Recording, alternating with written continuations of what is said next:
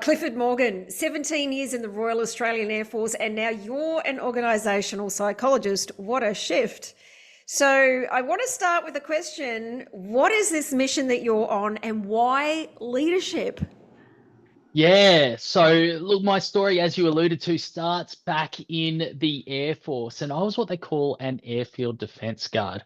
So, for those that don't know what that is, that's basically infantry skill set, but defending air bases. And so, I was a patrol commander and a weapons instructor for many years. And when I hung up my boots and rifle full time, I went and started an 8-year journey to become a fully endorsed organizational psychologist. Uh, Okay, so, okay, sorry, I have to jump in right there. yeah. What has somebody go from the Air Force to being an organisational psychologist?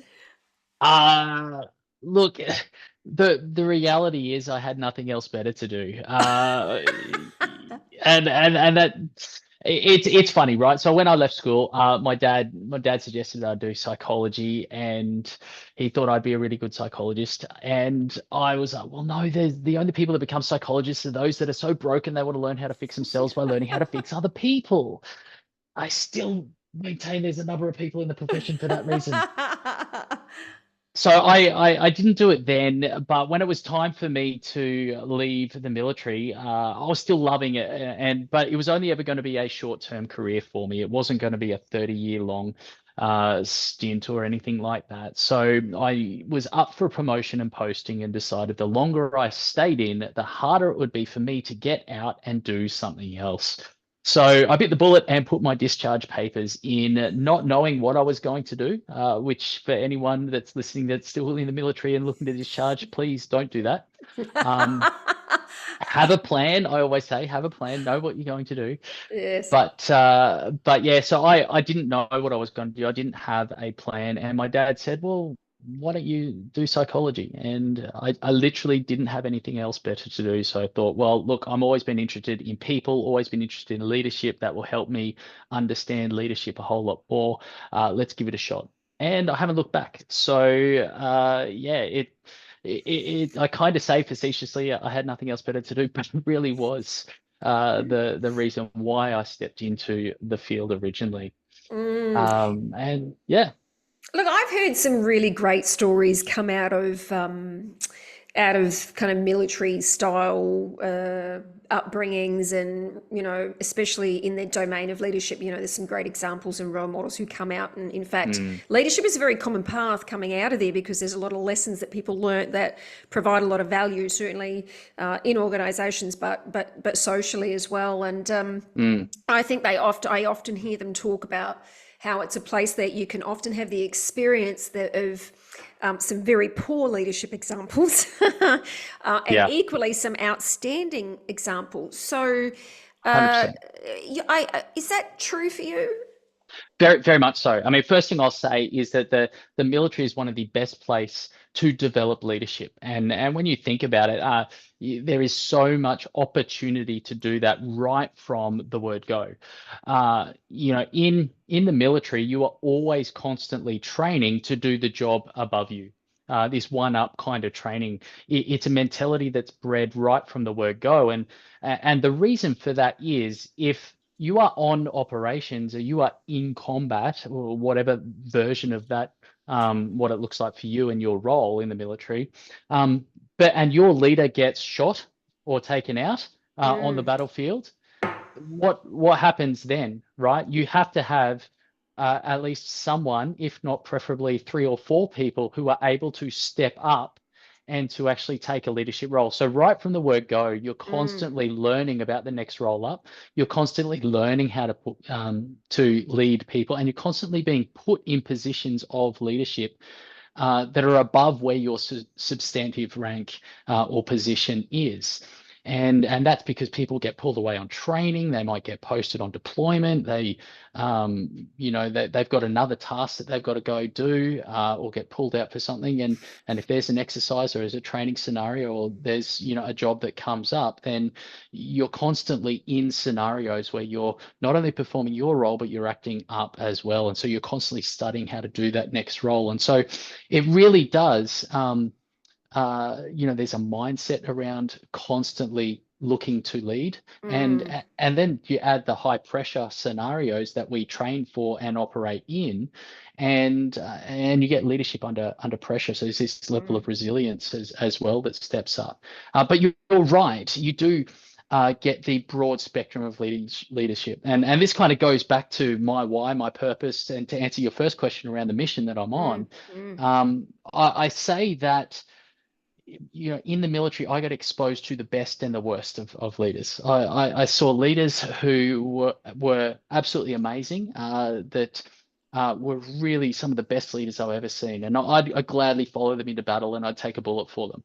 mm. There's other leaders that I worked with and under, who were absolutely terrible, right? And I'd gladly throw a grenade under their bed while they slept. Wow. Um, so I've seen the best in the worst. I've seen how amazingly beneficial good transformational leadership is, Mm, and I've seen how destructive poor leadership is. mm, And for me, poor leadership, it not only it destroys the team and the organization, but also the individuals that are involved. And the real shame there is that they go home to their families, and so often they're a shell of a person, and so the mm, family suffers, and therefore the poor leadership actually destroys families and communities as well. mm, Whereas great leadership in the workplace, and beyond the workplace as well, but for me as an organizational psychologist, I focus on the workplace. The great leadership there, it really leads people in a way that transforms them into better versions of themselves. mm, mm, And those better people create better teams and better companies, and therefore, stronger economies and a better nation. But more importantly to me, those individuals under that good leadership go home better husbands, better fathers, better mothers and wives, and therefore we've got stronger families and stronger communities, and ultimately a better world. mm, And so that's why leadership's so important to me. That's my why, my purpose, and really that it sits behind the mission for me, which is to help leaders and their teams pursue their potential and perform at their peak. And how do I do that? Through the application of psychology in a way that it challenges mindsets, influences culture, and empowers people. That's kind of the little spiel. Fantastic. So, my interest, obviously, and especially for our listeners, is to highlight some of the ways that great leadership, or what you're seeing as a way to be able to enact great leadership. But I would like to actually start with having you share a little bit about your experience, and what when you say you had the experience of seeing what poor leadership and how destructive it can be. Can you Mm. share with us an example of, like, when you what does that actually look like, or what did you experience and see? Yeah. So, look, there was the first scenario that comes to mind. We were operating in a small team, and we were doing kind of weapons instruction, and we were, in many ways, we were kind of under-resourced for the job that we did, but we had some really highly capable people that were doing the work that we were doing. We got on really well, had a great little subculture within that team, and had broad mix of we had permanent staff, we had reserve staff, we had people that have been in there 40 years versus people. I was probably the most junior person there in that particular environment, and we would go above and beyond to not only do our core role, but then support a whole lot of different other functions on the base that we were at. And we had, with in the military, there's 3-year posting cycle, so we had a leadership changeover, we had a new sergeant come in, and who was leading that particular team, and that particular individual was very different from our previous leader, and he was very much all about himself in some ways, and very much all about trying to make life easier. His version of easier being finding a way not to do work rather than finding a way to do work, which had been the previous side of things. So very much by the book, and we've got to, okay, I'm going to read and interpret the doctrine or the orders or whatever it is that we're talking about, as to um, how can we kind of justify reducing the scope of support and the work that we did? And as part of that, it was very much or if we're reducing scope of work, then we don't need these people. We're going to push you out, and you don't need to come in. And it was all around, really, when you think about it, it's about him and making life easier for him. Right. And that was essentially that. And that team kind of just got it had a really bad morale problem, really, and Right. people just go, "Oh, I'm out. I'm going to find another team."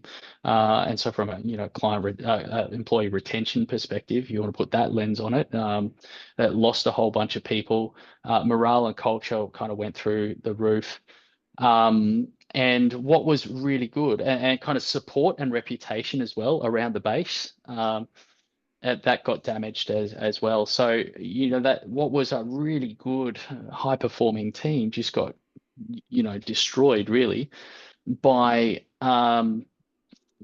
by poor leadership. And So, what do you think? What do you think was missing there? Especially considering you said before this person came in, it was you're high performing. mhm. What do you think got missed? um, I think there's there's a piece there where the individual leader involved just had the wrong. It would be really interesting as a psychologist now to kind of go back in and look Mm, at the formation of that individual lead, that person's identity and leadership identity. I work with a lot of leaders about what's your leadership identity? Who are you as a leader? mm, And so going back and having a look at that, and I dare say there was some, probably personality traits, some early developmental experiences that they had, and then also probably what I would say is exposure to poor leadership themselves. mm-hmm, And this is one of the things that I talk about is I wage a war on the perpetuation of poor leadership, mm-hmm, because poor leaders, there's some old research now, but I think that the theme of that research is still very current in that um, there's a lot of people don't get good leadership training early on. mm, mm, And so, there was some research that said it's up to 10 years between when someone gets their first supervisory responsibilities and mm. when they get their first leadership training. So it's a decade of kind of making it up as you go along. Uh, And if you don't know what to do in a particular mm, scenario, well, what do? Well, you look to the person above you, yes, and you try and find role models. But yes. if the person above you is in the same situation that you're in and they're making it up, it's a decade worth of mistakes for yourself as a leader. But it's kind of like a double decade for the person that's coming in behind you and looking at them. And so there's this perpetuation of poor leadership that goes on in organizations. And I would say that for that individual, if you went back and kind of looked at their leadership experience, that Mm, they would mm, have been exposed to, and then led by poor leaders in the past, and so mm, they're replicating their own experience. mm. Yeah, yeah. You bring up, you make me, I've got this question about, given what you've said, what's your perspective about whether leadership is born or built?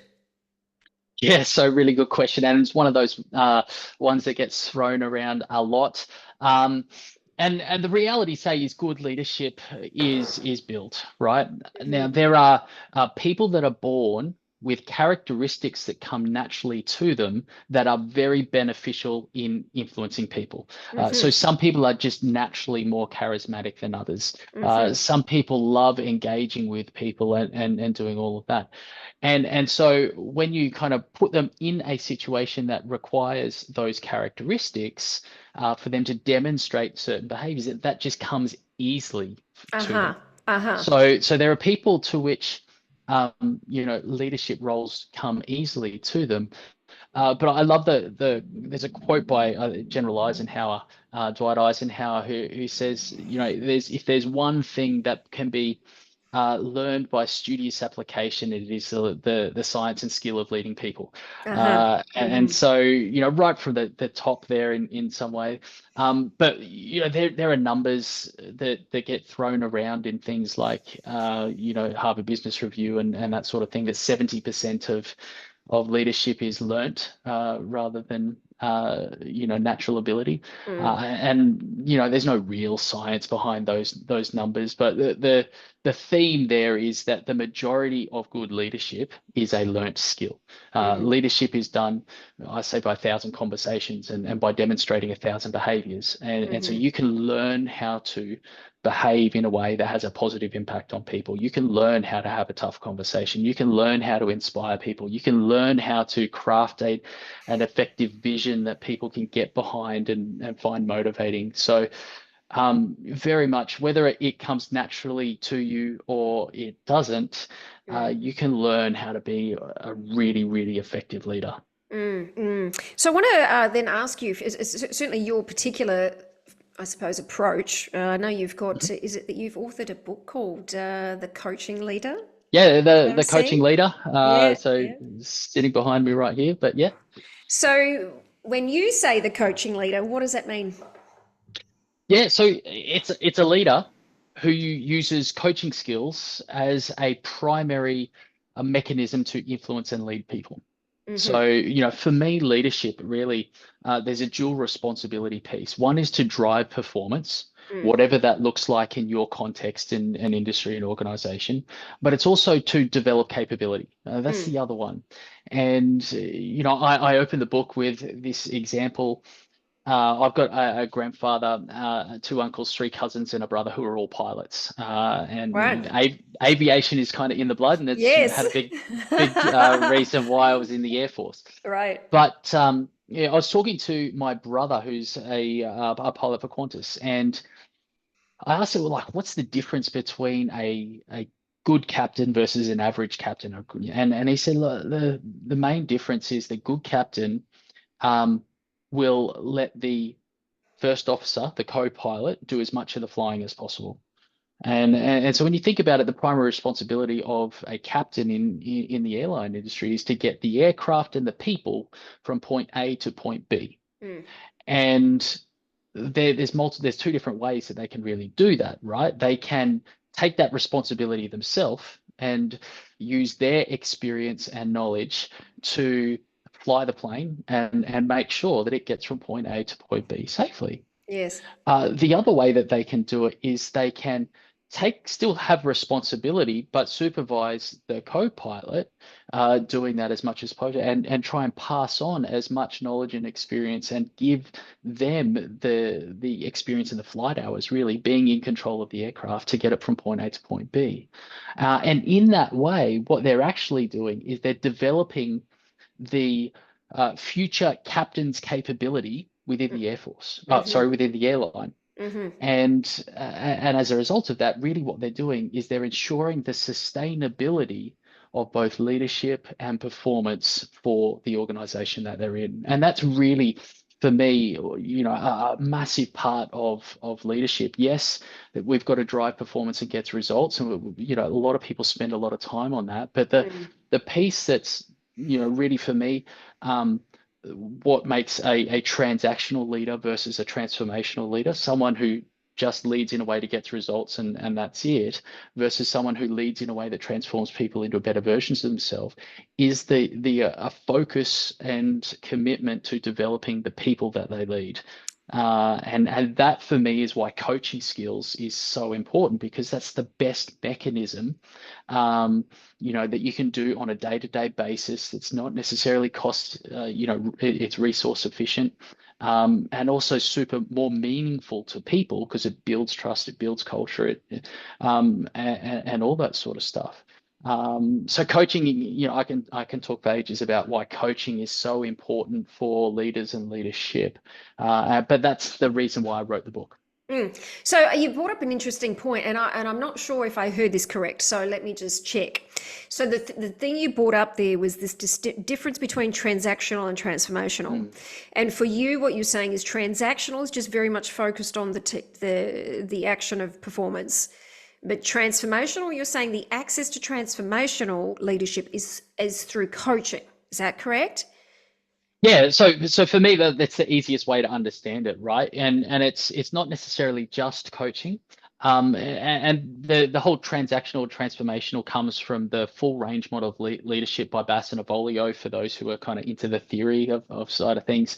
And they talk about the three different styles of leadership. And they mention first laissez-faire leadership, which is kind of a hands-off leadership, which really is poor leadership. And really those leaders are they avoid getting involved and they fight fires, right? They only they're very reactive in that space. Transactional leaders and transactional leadership is kind of the foundation of good leadership, and it's basically that if you perform, then I'm going to reward you, and if you don't, then we're going to put some things in place, and there'll be consequences, and we'll manage that performance, right? And it's almost like the stick and the carrot type analogy, and so it's foundation. Like you can't be a good leader without a part of that approach being part of your style. But then we've got transformational leadership, and that's the leadership that really transforms people into better versions of themselves. Is kind of my version. You've heard me say that several times here. It's leadership that results in transformation within the people that they lead. And so that's, in the theory, they talk about having, idealized influence, inspirational motivation, intellectual stimulation, and individual consideration as being kind of the four key components of that. But when you actually kind of translate all of that into the behaviors that leaders actually demonstrate in order to achieve the transformation, coaching is one of those behaviors, and inspiring people to be better versions of themselves, in to do the work and develop and take the action that they need to build their own capability. And so for me, all of that is achieved through coaching. It's the best and most effective mechanism that you want. So I imagine in the amount of time that you've not only witnessed leadership, but obviously in your own experience of being in the Air Force, you've probably come across some really valuable lessons in your time, I imagine.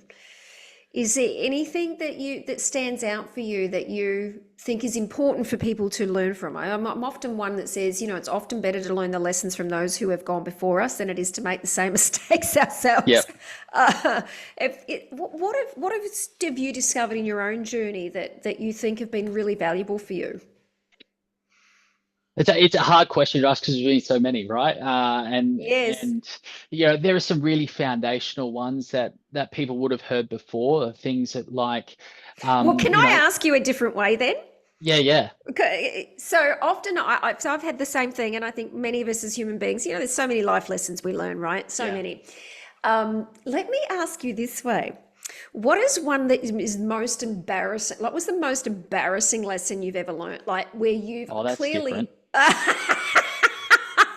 That's more fun. Because clearly sometimes, lessons are shaped by so many things, right? Often that we learn a new way to do things based on the discovery of something that didn't really go so well.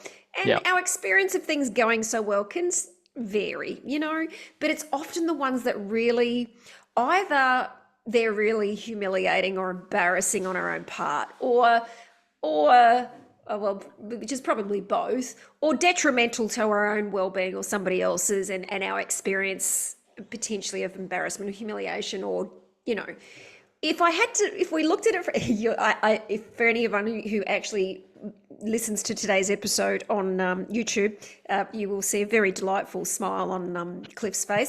But Cliff, so clearly one story has come to mind. Can you share a little bit about that? I love getting down and dirty on oneself, right? Yeah. I had some really good lessons. I was about to flow forth, and then I'm sorry, you can come back. We can come back to those. We'll come back to them. Oh, a great leader knows how to change tracks really quick, right? That's right. Leadership agility is good. Okay, so most embarrassing lesson. The lesson is jump on the normalization of deviance as soon as possible. What does that mean? So normalization of deviance is when you deviate from what's expected, and that becomes normal and accepted and continues on. Okay. So I've got the whiteboard behind me. For those listening, I have just drawn an arrow going up. Okay. And that's kind of shows the direction of expectations or good in an organization, whatever kind of the context we're talking about. Now what I'm doing is I'm drawing an arrow that goes off at a 45-degree angle. Okay. And so that's showing a simulation of a deviance in direction. Okay. Uh-huh. We've deviated from good. Okay. And so when you deviate initially the first time, it's a very small deviation. Uh-huh. And the first, not what happens with the normalization of deviance is that you deviate, you do something that's not aligned with the expectations or not good, right? Uh-huh. You're Uh-huh. deviating from good, Uh-huh. and there's no consequence. Uh-huh. And as a result, it's like, well, okay, cool. Just There's no keep doing it. consequence for me, so I'm going to keep doing it, and you'll Okay. do it for it might be it makes life easier for you. It's a shortcut, right? Uh-huh. Or Uh-huh. it might be fudging the truth in order to hide something. All Yeah, right. yeah, yeah, Um, yeah. and so the further that is allowed to continue, that deviation, the longer it allows to go on, the more Mm, normal mm, it becomes in terms of mm. normalization of behavior. Um, but the greater the deviation eventually. All right. Gotcha. So when it comes to correcting that, um, the deviation is really large. And I'll often say that small corrections early on prevent large deviations later on. And so my store, that's the lesson, right? Get on to deviations from what is good Right. in your Right. behavior, in your culture, and As those quick sort of as things possible. as quick as possible, because um Where did you you know deviate? so here's my story, right? Yeah. um and this is the embarrassing part. So in the Air Force, one of the in our particular role as an AGI, one of the most coveted qualifications that you could get was the close personnel protection qualification. So it's essentially your bodyguard qualification, right? You go away and you learn how to protect dignitaries, Mm-hmm. as you escort them around. Mm. And that the training to do that was run by the Army. And being Air Force, we had very limited spots to actually get on an Army training. So the opportunity came up. We were going to send half a dozen guys away to on a particular course to do that. So because there was 30 of us that wanted to do the training, we or the squadron ran a mini selection process to pick the top 6 guys to send them away. So it was actually really competitive, and it was quite intense. A three day kind of course. We were doing PT both morning and afternoon, so twice a day. Is intense stuff. Doing variations of physical combat throughout the day and running scenarios and doing all those things. So by day 3, we were all really quite tired, and we were finishing the training on the range, and so we're doing we're called transition drills, where we were firing our rifles at the target, simulating that we'd get a stoppage or a malfunction in the rifle. So we'd have to draw our pistol, and then engage the target. And we were in the middle of that. Now, for anyone that's done any pistol training, you would realize that, or you should have as part of your training know, that when you draw your pistol, you never disengage the safety catch until the muzzle is parallel with the ground and pointing towards the target. Mm-hmm. Okay, it's a really important safety thing. So now what I noticed that I started to do was disengage my safety catch early. So as while my muzzle was pulling it out of the holster, my muzzle was pointing at the ground, I was disengaging safe in order to try and get my pistol Mm-hmm. on target and ready to fire as fast as possible, because it's quite competitive, right? So we're all trying Right. to do it as fast as and accurate as possible, Right. but we're all tired at the same time. Mm-hmm. And I noticed for several serials that I was disengaging safety catch early, and there was no negative consequences. So Uh-huh. just I was actually performing really quite well. and would have been competitive for selection for this course. Mm-hmm. And all of a sudden, after several serials, it went bang. What, you shot yourself in the foot? I didn't shoot myself in the foot. I shot myself in the knee. I put a bullet through my knee. Oh my God. And so that was a very embarrassing scenario. But I use that now as a lesson around jump on normalization of deviance. Yeah. If I have on that day picked myself up Yeah. and corrected, to follow my training and actually disengage my safety catch at the appropriate time, I would never have put a bullet through my knee. Yeah. Now I'm very lucky. I, have no damage. Ran a marathon a couple of years ago, um, but that could have been kind of not only my career, could have been my Yes. career over. I could have been, hobbling around for the rest of my life if that had been, a centimeter in a different direction. So Yes. there's my embarrassing lesson. Jump on I am so. normalization of deviance early. Oh, look, I'm so glad I asked because, obviously you would get this, especially from a very, theoretical point of view as an organisational psychologist. But Mm, in an organisation, I think it's very fair to say that a lot of people are cutting corners. yeah. Yeah.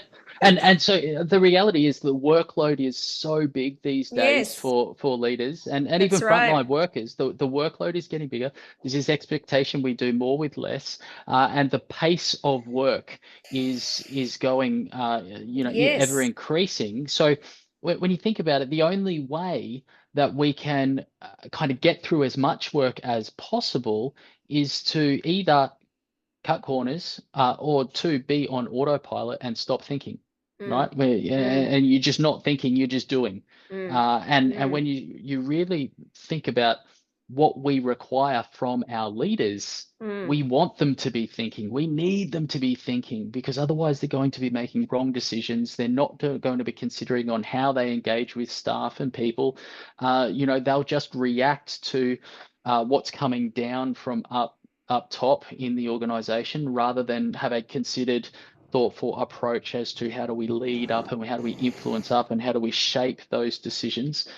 And so if we want to think about the influence, how do we have effective influence as leaders wherever we sit in the organization, we've got to slow down, we've got to stop, we've got to do things right, and we've got to think about what we're doing. mm. Yeah. So I will flip back to give you an opportunity. We will put the links to your book in the show notes as well so people can get a full read. But I guess if you did, given the value of creating a book, honestly, that Mm, anyone who writes a book has some key takeaways, especially which are often lessons in and of themselves.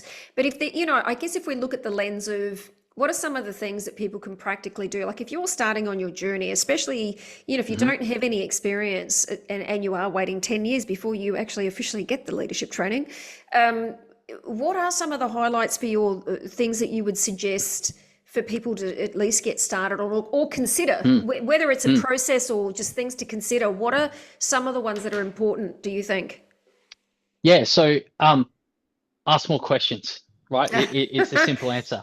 Coaching is Great all about coaching skill, by the way. that's right. So coaching is all about asking strategic questions. But here's the thing: when you have someone come to you as a leader and they have a problem, they want some advice, they have a problem to solve, or they have a question to ask, what do we naturally do? Well, for most people, we give them the answer or we provide the solution Mm, because it's quick, because it's easy, because it makes us feel important, and we're doing what we're supposed to, right? Which is, mm, as mm, leaders, help our people. But what happens next time that person has a problem and they need a solution? mm, They're going to go to the source of their last solution, mm, right? And which is you, the leader. And so what you're actually doing by constantly giving the answer and providing solutions, yes, you're helping your people, but you're also training them to be reliant on you. mm, And mm, therefore you become the bottleneck in the organization. mm, And eventually under all of that pressure, oh, you're probably going to break. mm, And, mm, mm, that means you're either going to leave or even worse, you're going to stay. mm, And like a machine with a broken part, if you continue to use it, that part only becomes more broken and it starts to break the other parts around it, right? So I often say that coaching skills will relieve pressure on leaders rather than reinforce it. Mm, And so when people come to you with a problem and they want a solution, or they come with a question and they want an answer, don't jump in and provide it straight away. Ask questions and say, well, what do you think we're trying to achieve here? Right? What is the outcome that we're after? And what are the main considerations that you need to take into account as we find a solution? And give me 3 to 6 options, different things, different ways that we could solve this problem. And what do you mm, think the best option is? mm, And so you're just asking some simple questions like that to get them thinking about it. Um, because that's one of the other things that happens if people aren't thinking about solutions to problems and become reliant on you. mm, They rely on you to do their thinking as well, right? But we mm, actually want mm, people, as part of the developing capability piece of good leadership, right? Is mm, being able mm, to inspire our people, encourage them to do the thinking for themselves. mm, And so, if, as I say, ask more questions. If their team that they're leading or individuals across the organization are coming to them for a solution, ask questions, right? mm. I love what Michael Bungay Stanier, one of the world's best coaches, says. He says, when you are tempted to provide an answer, ask one more question. Right? He, Mhm. he doesn't he doesn't say don't provide advice, don't Mm, provide answers. He just says mm. ask one more question before you do. And I think that's a really nice piece of advice I give for young leaders in that space. Oh, look, I think it's fabulous across the board, and I immediately, as I contemplate that, one of the things that I talk about in our emerging leaders program is to listen like a coach, Yeah. and of course, to listen like a coach takes asking powerful questions, right? So I'm a big fan of your tip there. Mm, But I notice one of the things that shows up is what actually is in addition to saying, okay, here's an approach to take, it's, well, what are the things that you have to navigate that you got to let go of? And mm, I noticed that, especially because you brought up the issue of time, that what happens often when we're trying to give advice is we often think, oh, it'll just be quicker for the both of us, and yeah. because we've got so much pressure, but I'm on a deadline. Can you just? I'll do it next time. Can you just give me the answer? And I'll. And then, of course, good intentions. And this is another thing that I know you talk a lot about, is that good intentions don't convert into reality because we're under so much pressure, and all of a sudden Hmm. your shortcut, because it was quicker for the both of you, including when the employee says to you, oh, it's okay, look, I come to you for the answer because I want it quickly, right? But to be able to do that, you've got to really deal with that, all of those traditional ways of working that we get Yep. stuck in, because otherwise it won't happen. I mean, what if you mention a lot about good intentions Hmm. and reality. So, what do you think is the key here to having people convert good intentions into reality? I think, and this is a really important important lesson for leaders to learn, and not only learn but actually consistently reinforce for themselves and keep front of mind. And that lesson is to maintain a long-term horizon. Keep your eyes on the long term. I think the world is so focused, particularly in the Western world, so focused on the short term now, Mm, right? mm, The mm, reality is what is best for you, for your team, and for your organization tomorrow, long term in the future, mm, the best thing for sustainable performance is very, very rarely convenient today. mm, It will require a sacrifice today in order to reap the reward tomorrow. mm, And so I have a friend of mine who had a massive, it was a long time ago, he had a massive portfolio, actually carried 9 different portfolios. And I sat down with him one day, I was like, how do you do it all? Your span of responsibility is so big. How do you manage all of that? mm. And he looked me in the eye and he said, quite wisely, sagely, even though he wasn't that old himself, he said, every day I ask myself one question.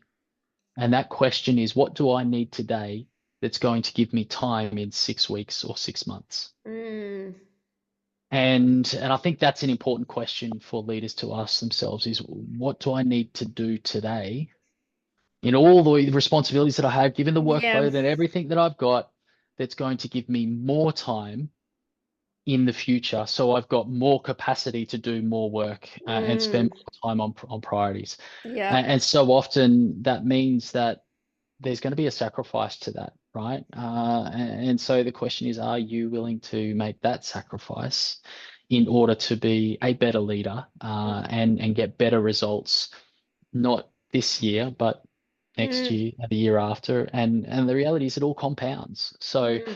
the sacrifice you make today is going to reap, 6, 10 times the rewards in 2 or 3 years' time. Fantastic.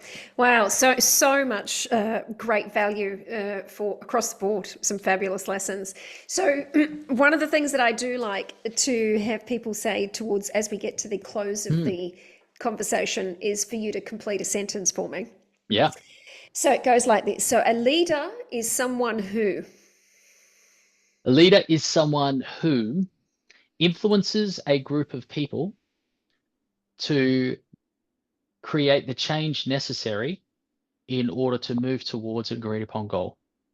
So in Mhm, reality, all leadership is about change at its heart, because you're even basic leadership from point A, leading someone from point A to point B, there's a change in location that's required. There's a change in state on the individual that's required. The leader itself has to do something different in order to mm, lead the individual. Like it's all about change and mm. creating change. So it's influencing a group of people in order to create the change necessary in order to achieve an agreed upon result or goal. It's brilliant. It's brilliant. Note to the listeners. Notice there was nothing said there about getting into a position. Yeah, that's right. Right, right. Eh, no, not at all. You can do that across the board, up and down, sideways, round and round, Yep. always. I think inevitably, the collective decision to help one another go from A to B is incredibly valuable because you bring a diverse amount of experience and competency, and regardless of level of Yep. experience, but more breadth of thinking, I would think. So makes sense 100%. to even if you are somebody who typically leads, every one of us every day is dealing with having to go from A to B, and what do we need to do in order to do that? Hmm. Be willing to ask as well, right? Very much so. And the thing that whenever I get someone, I'm coaching in individual leaders and their goal is to be promoted, right? It's always an interesting conversation, but I always ask them, is the promotion in their control? Hmm. And the reality is that whether or not someone gets a promotion is outside of their control. It's up to somebody else. Yes. So it doesn't matter what you do, you cannot guarantee a promotion. Mm, And so what you want to do is put yourself in the best position possible to be considered mm, for a promotion. mm, And how do you do that? And so therefore you need to focus on leading at your level, creating the influence where you are, learning and developing and building your own capability, but really building the capability of the people around you, whether or not you have positional leadership over them, or mm, whether or not you are at the bottom of the rung, but you're making your team better and you're actually helping your leader achieve their goals. That's how you have the influence at your level that positions you then to mm. be considered for the promotion, and that whatever level of the organization that applies. Yeah, it's outstanding, outstanding way to complete on today, and your approach with coaching too. And I know, we cannot assume, and not only is it completely out of one's control, but in the way that organisations are structured, there is a certain number of positions. Mm, And even if somebody wants you to promote you, sometimes the constraints of the opportunity mean that yep. you can't. So I think one of the most important lessons, and I know that both of us share this view, is that you do not need to get into a position to demonstrate leadership and have an impact. And I think what's ironic, Cliff, is that my own climb into a senior leadership position didn't ever come from my applying for a leadership position. Yeah. I was headhunted every single time. Yep. And that tells me that my attention was fundamentally on performing to the best of my ability, always being willing to want to help others and be of service wherever I Mm. could to enable other people's success. And Yep. without any eye on it whatsoever, it just things are presented to you Yep. beyond, and even to the point, Cliff, and this is, I think, one that's also a very important thing to note, is that even if there are no positions available, when you are someone who stands out and the company is at risk of losing you and Mm-hmm. your talent because they do Mm-hmm. not have the position, I can tell you now, they will create it. Yes. And I have seen it time and time again. I've experienced it myself. And Mm-hmm. if it happens once, it's possible. Mm-hmm. So, if anything, let's just get out there and perform like a leader. Forget about the position. Enjoy being a contribution. Yep. Enjoy how it makes you feel, right? And those things are going to be on the horizon, if indeed that's what you even want. I mean, Yep. some people don't even want, like, you get it. I go now, I'm like, I don't actually want that job. Like, I don't actually, just because you have a position of leadership doesn't mean that you get to express leadership, because a lot of those people Yep. in those positions are dealing with having to manage such infrastructural detail and Yep. processes and systems that they don't get to be with people. Correct. So I went a bit of a rant then, didn't I? No, but 100% agree. And the higher up you climb, the higher the sacrifice that you have to pay. And Yeah. some people don't count that cost, and chase, it's the proverbial climbing the wrong ladder type scenario. But my advice is just be the leader that you wish you had, whether or That's not great. whether or not you're in a leadership position or you're in the leadership position that you want. Be the leader that you wish you had in that position. And everything else would just flow from that. Clifford Morgan, thank you so much for joining today. I have loved having you on the show. I have loved the conversation and loved what you've contributed, your story, and thank you for your willingness to share your embarrassing moment. Um, Not a problem. and what is the best place for people to be able to reach out and connect with you and learn more about your work? Yeah, certainly. So, look, I am on LinkedIn. That's probably the primary social media platform that I'm on, fairly active on there. So please reach out, connect with me on LinkedIn. If you want to find more about me personally and kind of speaking and coaching and those sorts of things, and also purchase the book, cliffordmorgan.com.au. You can also check out our business website if you want to look at some of the consulting and coaching services, which is lumian.com.au, lumian.com.au. Great word, luminaries. So we'll put all the details into the show notes. So thank you again. And yeah, I look forward to, I'm certainly going to be on this mission, I think, to start, well, firstly, get out there and follow Clifford, but I'm fascinated to read more about your book as well. So thanks again for being here. Not a problem. Really enjoyed the conversation. Let's do it again sometime, Kylie.